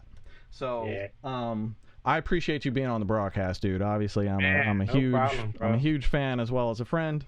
And, same here, man. Thank you, man. I've been a Ken Lewis fan. I truly appreciate that. And I'm going to get back to the broadcast. S1, Symbolyc One, Larry Griffin Jr., Pray, Focus, Plan, Execute. Pick it up. It's a great book. And check out his productions. I mean, you already hear them every day on the radio. So, all right. Until the next time, my friend. Take care. All right. Appreciate it, Ken. Likewise. Have a good one. You too. All right. Man, that was so cool. All right, thank you so much, S1. That was. Oh, I wanted to play one other thing. After his, so I just recorded a few excerpts of his book while I was listening to it that I found funny. So the first thing I ever did for S1 was a sample recreation. This is pertinent. The rest of my day was filled with melancholy and discouragement. My wife told me, it's not the end of the world. Just remake the beat. You can do it. As encouraging and easy as it seemed, it wasn't. Recreating a beat to feel and sound exactly like the original was nearly impossible. I would say that one has a better chance of getting struck by lightning than accomplishing this.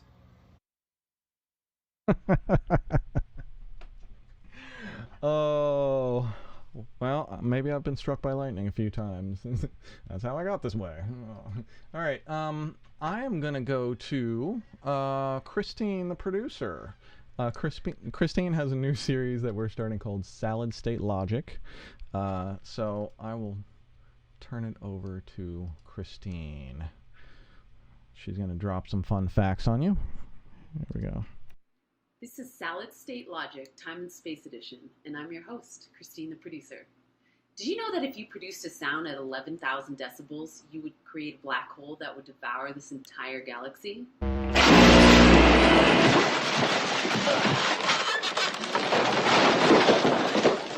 Happy beat making.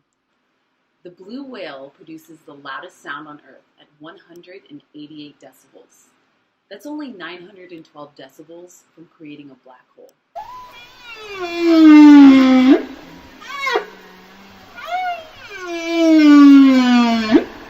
Space whales. Did you know that sound cannot travel in a vacuum like space, but it can travel 4.3 times faster in water than in air? Hi, boy. What's up? Seems to me like these whales have it pretty figured out. Did you know that sound travels at 767 miles per hour? That's just a little over 1 foot per millisecond. Whoa. I can roll. It's pretty fast. Did you know that flies can't hear sound? Well, in that case... F*** you, F*** you, F*** you.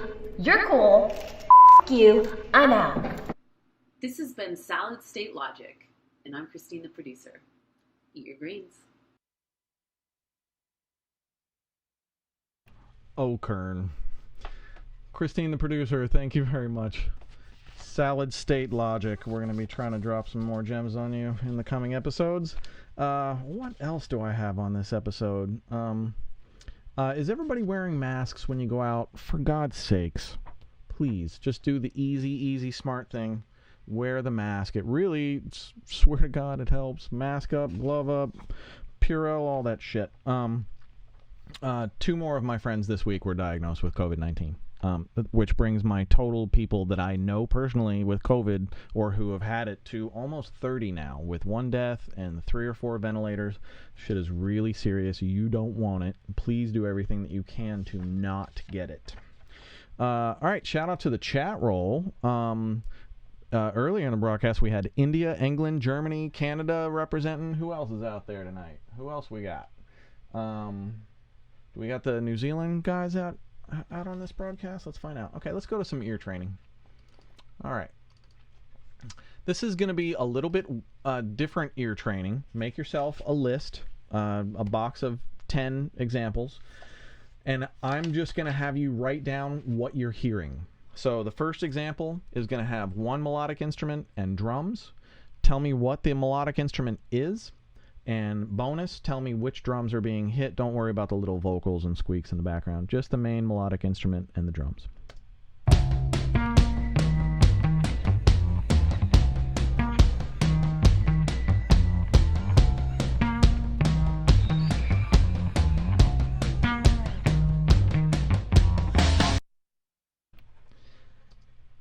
Anybody who gets that is a badass. All right. That was number 1. This is number 2. What 3 sounds are you hearing? What 3 sounds are you hearing?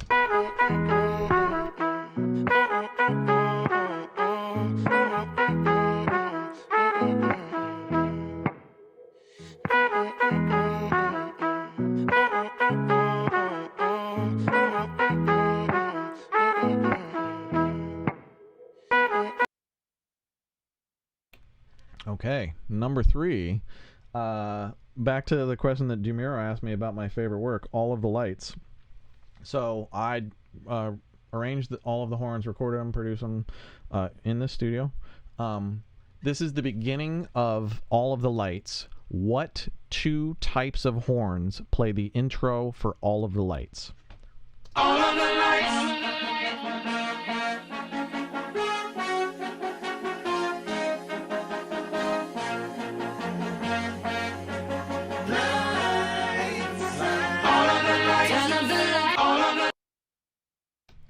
Okay, what horns were those? Next, what instrument is this?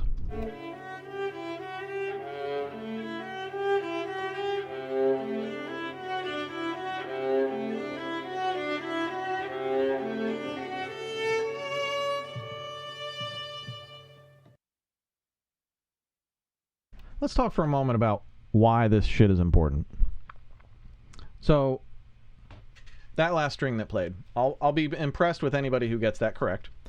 I think this type of ear training is important because you as a producer or as an artist need to be able to hear a sound in your head, identify what that sound is, and be able to go to your sampler or VST or Omnisphere or whatever you use and find the patch in your head that's out, you know.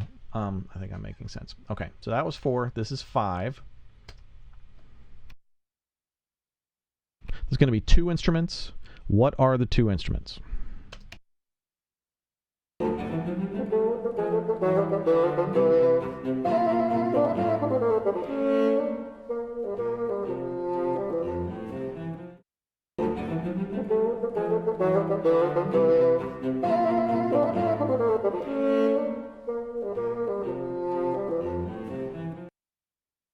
Okay. All right. Number 6 is what are the 3 main sounds playing?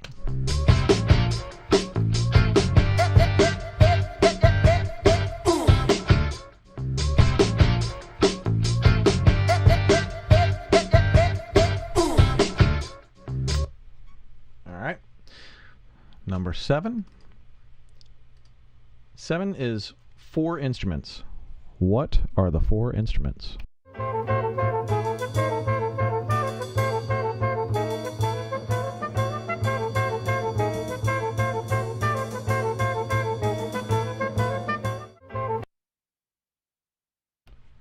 All right, number 8. There's a main percussion element playing. What is that main percussion instrument called?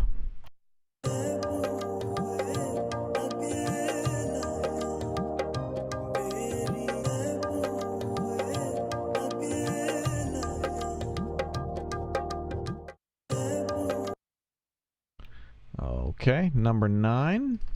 There's 2 sounds. What are they?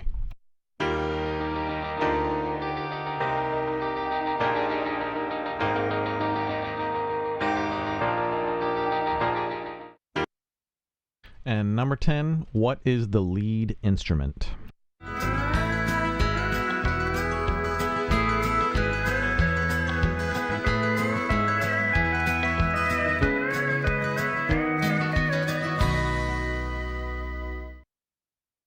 All right, how did y'all do? Let's go through a key. Okay. I don't know if you've been posting them on... Oh, I see the chat roll's been posting up their guesses. Okay. Get ready for the answers. Do you got your answers in front of you? I'm going to play it. I'm going to play the and I'll tell you after it's done playing. This is number 1. Where's my...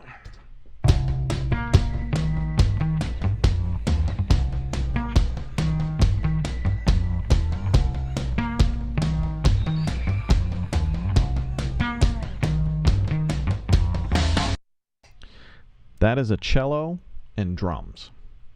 It's not a bass. It's not a guitar. That's a cello through an amplifier. And a kick drum and a floor tom. All right. 2 is trumpet, vocal humming, and electric guitar.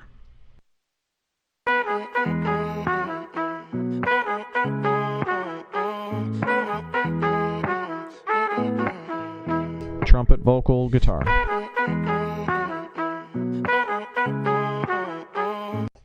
All right, the 3rd is the All of the Lights horns. I'll be super impressed if anybody got this. Flugelhorn and bass trumpet. All of the lights.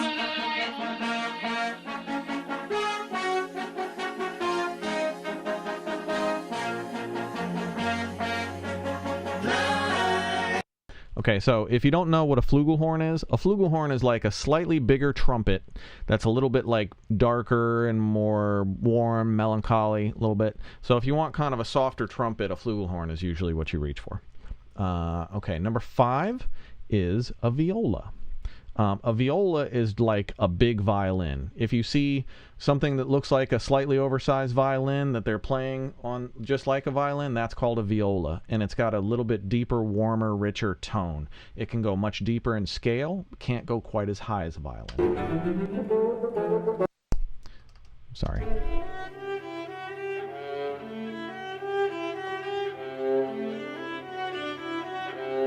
Viola.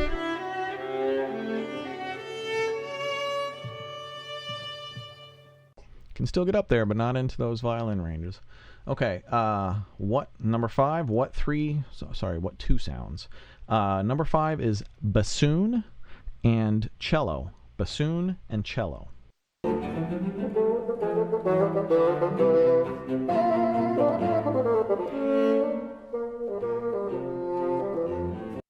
Okay, who knows what instrument family the bassoon is in? I'll give you 5 seconds.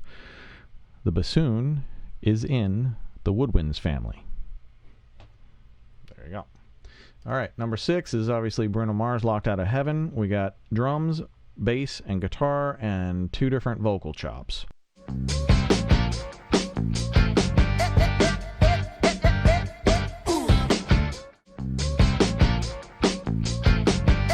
Several electric guitars going on. You can hear them spread out in stereo. Bass is in the middle, kick and snare is in the middle.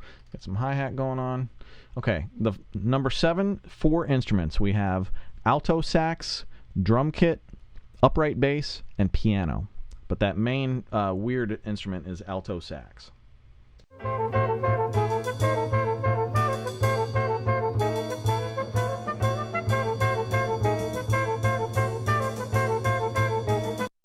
Next is number 8. The percussion instrument is a tabla.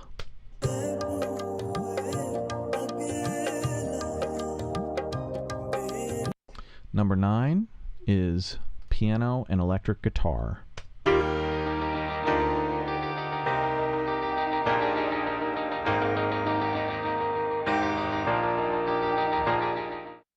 And number 10 is slide guitar, lap steel.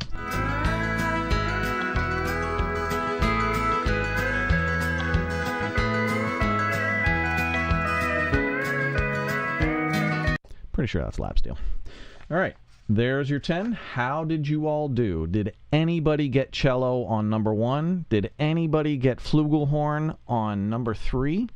Did anybody get bassoon on number 5? Viola on number 3? I'm really interested to see. I'm gonna keep trying to bring you guys this kind of unique ear training stuff that, you know, makes you think about things in a different way, really trains your instincts in kind of a different way. And I also encourage anybody out there who wants to be a producer to go to the symphony and watch a symphony orchestra performance, preferably as close to the orchestra as you can. And what you should watch is the trade-off with instruments, how the violin lines go from violin 1s to violins 2 to pick up, and then the viola takes over the melody and then hands the melody off to the clarinets, and the clarinets play the melody and hand it off to the flutes, and it's this constant dance back and forth. But when you're at a symphony, you can see all of these instruments that we only get to hear in the box. And actually, when I produced all of the live string sections for the J. Cole Born Sinner album, and when I was producing the live strings, J. Cole walks in and he sees the 16 string players playing his song in front of him, and his jaw just dropped, and he was just like, I never knew that sounded like that. I always thought that was just what came out of a keyboard. I never knew it was so expressive like that. And he's talking about how the natural note inflections of the people are, you know. Oh no, we just lost the overhead camera. Bummer. Oh, well, I'll get it charging. I don't think we're gonna... Yeah, that's gone. All right. Well, it's getting close to the end of the night. Our overhead camera just ran out of battery, and that was the backup. So, I'll be scouring eBay here soon. What else do I have? I think I'm just going to go to my last sprint mix and I'll get to that next time. Okay. I'm going to get to the last sprint mix and call it a night. Let me take a couple more chat roll while I'm setting up the sprint mix. Jordan Preston from the chat roll. Hey, Jordan asks, hey, Ken, can you share your process of a production? Who is behind the scenes working as hard as you even after it becomes released? After it becomes, you know, after... I don't know. Once it's released is not usually my realm. But you know, I mean, the record label, independent promotion is all important. As an artist, you got to be touring. You got to be actively building your fan base. I don't know if I'm answering that right or not. But I also wanted to mention we have a Discord community now for Mixing Night. So anybody who uses Discord, we have the Mixing Night Discord channel. I'm not entirely sure how to direct you to it, but it does exist, and I've been posting on it every day. So it's been really super interactive. We got a great bunch of people on there. I wanted to give a big shout out to Rory Miller, who I know is on the chat roll tonight. Rory helped me put together the ear training examples. Thank you very much. And he also, before I do my own sprint mix, I sent him the Lahzarus Sacred Circles sprint mix to all right, sprint mix. So I sent Rory the Lahzarus Sacred Circle sprint mix so that he could guinea pig it and he could do his own. And I told him, pick whatever level you want. He's 17 years old. He picked JEDI. I was like, fucking A right, he did. So Rory did a JEDI. He filmed himself doing it, so we know it was a one shot in real time, and he slayed this shit. So I'm just gonna skip around. I'm gonna play like a minute of Rory's sprint mix, but I thought it was super cool, and I encourage any of you guys out there, you can get the sprint mixes at Audio School Online. I'm gonna be putting the Lahzarus one up this weekend. Do your own sprint mix, post it up, send it to me. I love seeing this shit. All right, here's Rory Miller. His socials are at Rory Miller Mix, I believe. Next time, I'm Rory, and JEDI level Sacred Circles. Super excited because this is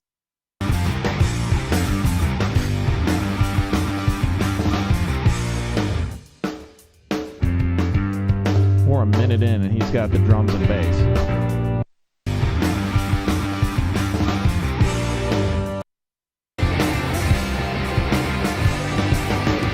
He's got his mask on now. He's into it.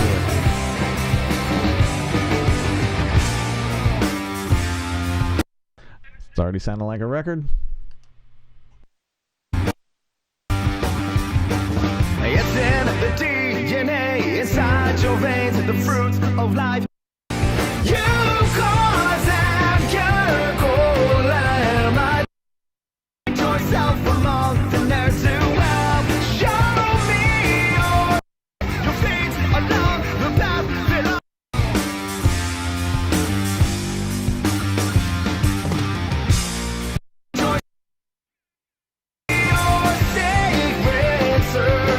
He did it in 10 minutes, and I'll play a little bit of the result.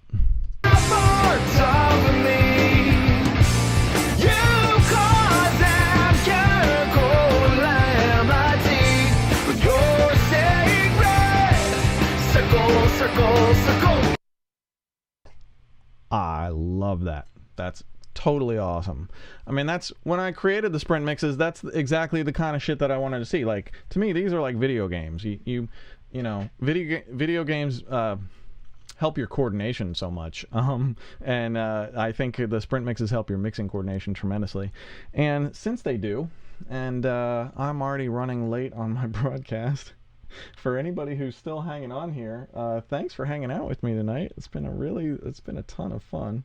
And I'm gonna go back to the sprint mixing lights. I'm gonna cue up GoaTblud on bleed.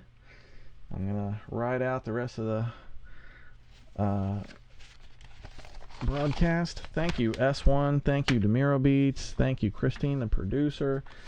Thank you, Rory Miller. Thank you, Dominic. Thank you, Lori. Man. Thank you, Marcus Manderson, Mixing Night Man of Mystery. What a show. I'm going to be back in 2 weeks. Hopefully with another great kick-ass show for you. Please tell your friends. I would love to see some new faces on the broadcast, and you know, there's got to be a gazillion studio people out there. Let's find some of them and bring them on board. And join the Discord community, and, you know, I'm really trying to make this a sense of community, and so far so good. I'm really happy with the way it's going. Okay, I'm going to get my Darth Maul mask back on. Again, this is You Found Ken Lewis, Mixing Night. Oh, come on now. And, alright, thanks for hanging out with me tonight. 10 minutes on the clock. Alright, there we go, start. Thank you. Good night. Okay.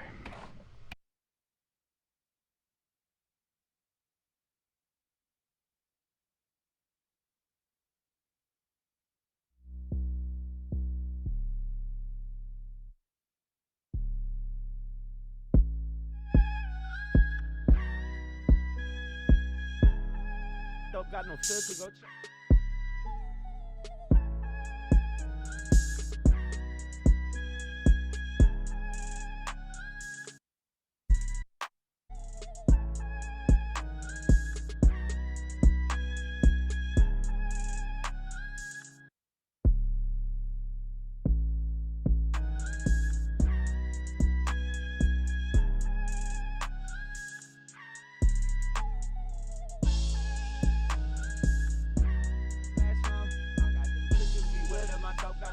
Go check on my bank account. I know the feds I get taken out. This isn't nothing to play about. I see they sweat. Play about.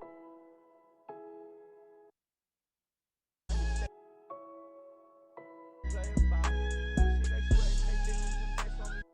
Figure my flavor out. I come from nothing. I made it out. Running the streets like a paper route.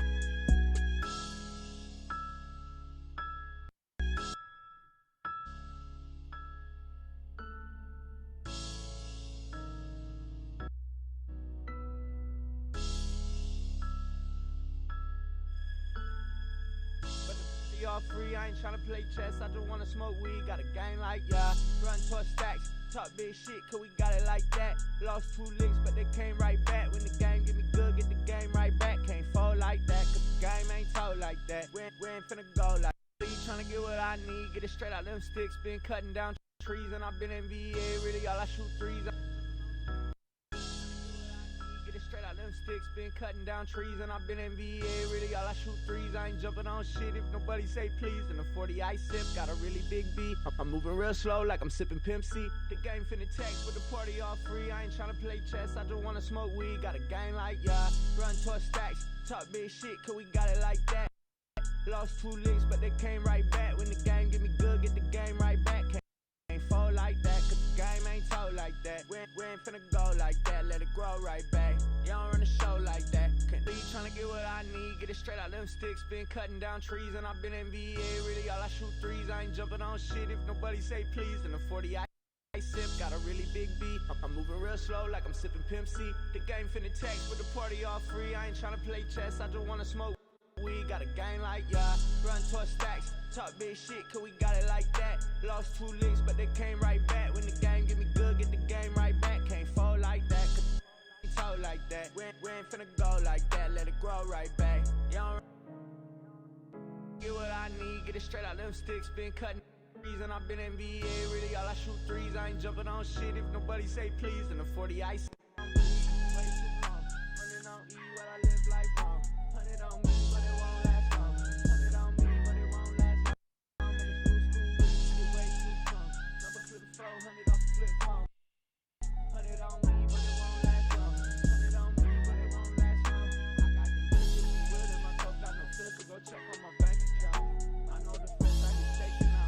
This isn't nothing to play about. I see they sweating, they been losing bets on me trying to figure my flavor out. I come from nothing, I made it out. Running the streets like a paper route. I've been on bleed, trying to get what I need. Get it straight out them sticks. Been cutting down trees and I've been in VA. Really, all I shoot threes. I ain't jumping on shit if nobody say please. And the 40 I sip got a really streets like a paper route. I've been on bleed, trying to get what I need. Get it straight out them sticks. Been cutting down trees. Weed it way too strong. Number flipping 400 off a flip phone. 100 on me, but it won't last long. 100 on me, but it won't last long. I got them tripping me with it. My throat got no filter. Go check on my bank account. I know the feds out here staking out. This isn't nothing to play about. I see they sweating, they been losing bets on me trying to feed it way too strong. Number flipping 400 off a flip phone. 100 on me, but it won't last long. 100 on me, but it won't last long. I got them tripping me with it. My throat got no filter. Go check on my bank account. I know the feds out here staking out. This isn't nothing to play about. I see they sweating, they been losing bets on me trying to feed it way too strong. Number flipping 400 off a flip phone. 100 on me, but it won't last long. 100 on me, but it won't last long. I got them tripping me with it. My dope got no filter. Go check on my bank account. I know the feds out here staking out. This isn't nothing to play about.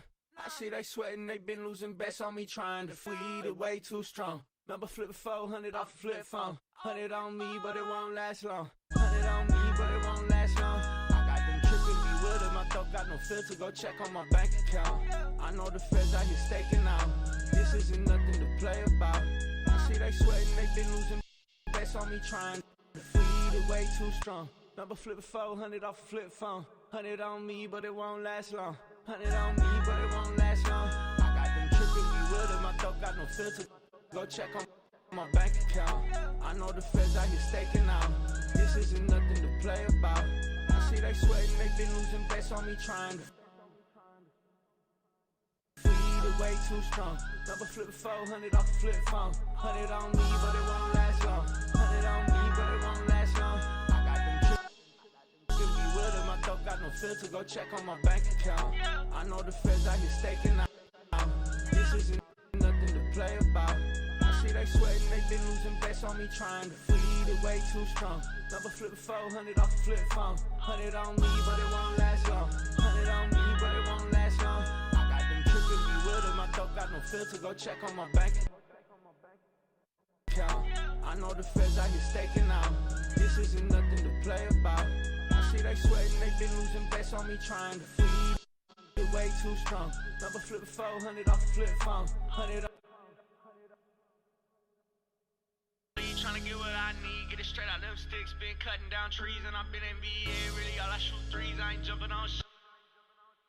Trying to get what I need, get it straight out them sticks. Been cutting down trees and I've been in VA. Really, Y'all, I shoot threes, I ain't jumping on shit if nobody say please. And the 40 I sip, got a really big beat. I'm moving real slow like I'm sipping Pimp C. The game finna take, but the party all free. I ain't tryna play chess, I just wanna smoke weed. Got a game like run towards stacks, talk big shit, cause we got it like that. Lost 2 limbs, but they came right back. When the game get me good, get the game right back. Can't fall like that, cause the game ain't told like that. We ain't finna go like that, let it grow right back. You don't run the show like that.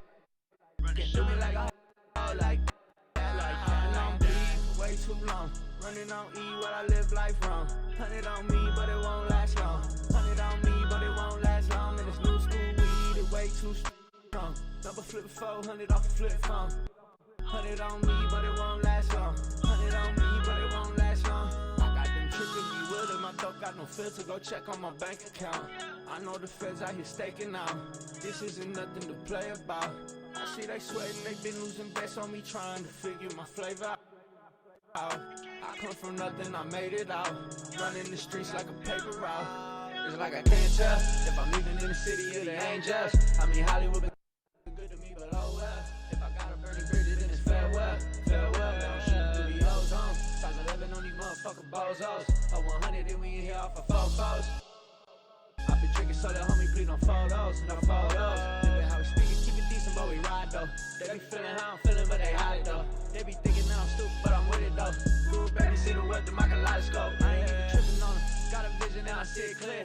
Finna shine just like a chandelier. I don't need a first class, bitch, I need a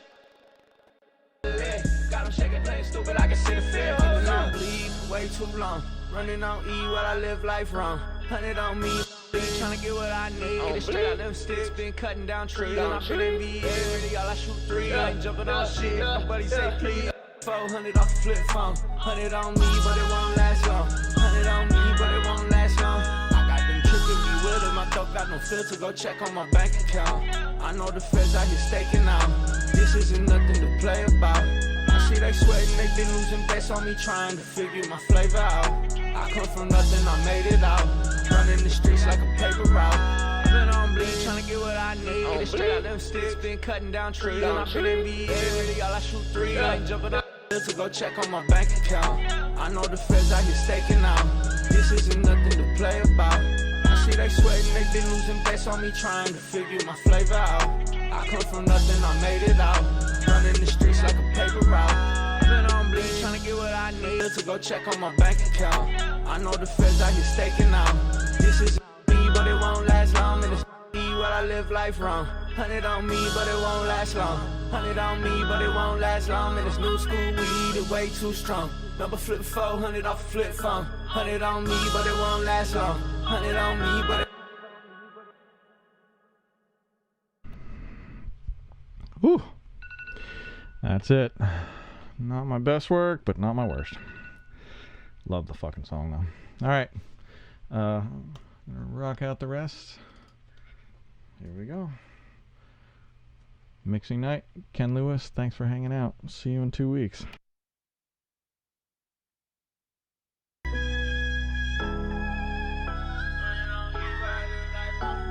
On me, but it won't last long. 100 on me, but it won't last long. I've been on bleed for way too long. Running on E while I live life wrong. 100 on me, but it won't last long. 100 on me, but it won't last long. And this new school weed is way too strong. Double flip 400 off a flip phone. 100 on me, but it won't last long. 100 on me, but it won't last long. I got them tripping me with it. My dog got no filter. Go check on my bank account. I know the feds out here staking out. This isn't nothing to play about. See they sweating, they been losing bets on me trying to figure my flavor out. I come from nothing, I made it out. Running the streets like a paper route. Been on bleed, trying to get what I need. Get it straight out them sticks, been cutting down trees. And I've been in VA, really all I shoot 3. I ain't jumping on shit, nobody say please. And the 40 I sip, got a really big beat. I'm moving real slow like I'm sipping Pimp C. The game finna take, but the party all free. I ain't trying to play chess, I just wanna smoke weed. Got a game like that, run towards stacks. Talk big shit, cause we got it like that. But we lost 2 limbs, but they came right back. When the game right back, get the game right back. Can't fall right back, the game ain't told like that. We ain't finna go like that, let it grow like that. You don't run the show like that, run the show me like a hoe like that. Like hoe like that, for way too long. Running on E while I live life wrong. 100 on me, but it won't last long. 100 on me, but it won't last long. And this new school weed is way too strong. Number flip 400 off a flip phone. 100 on me, but it won't last long. 100 on me, but it won't last long. I got them tripping me with it. My dog got no filter. Go check on my bank account. I know the feds out here staking out. This isn't nothing to play about. I see they sweat, they been losing bets on me trying to figure my flavor out. I come from nothing, I made it out. Running the streets like a paper route. It's like I can't tell if I'm living in the city of the angels. I mean, Hollywood been good to me, but oh well. If I gotta burn the bridges, then it's farewell. Farewell, man, I'm shooting through the ozone. Size 11 on these motherfucking bozos. A 100, then we in here off of fofos. I've been drinking so that homie, please no photos. No photos. Look at how we speak it, keep it decent, but we ride though. They be feeling how I'm feeling, but they hide though. They be thinking that I'm stupid, but I'm with it though. Cool, baby, see the world through my kaleidoscope. I ain't even tripping on them. Got a vision and I see it clear. Finna shine just like a chandelier. I don't need a first class, bitch, I need a lid. Got them shaking, playing stupid, I can see the fear. I've been on bleed for way too long. Running on E, what I live life wrong. 100 on me, but it won't last long. 100 on me, but it won't last long. And it's new school weed, it way too strong. Number flip 400 off a flip phone. 100 on me, but it won't last long. 100 on me, but it won't last long.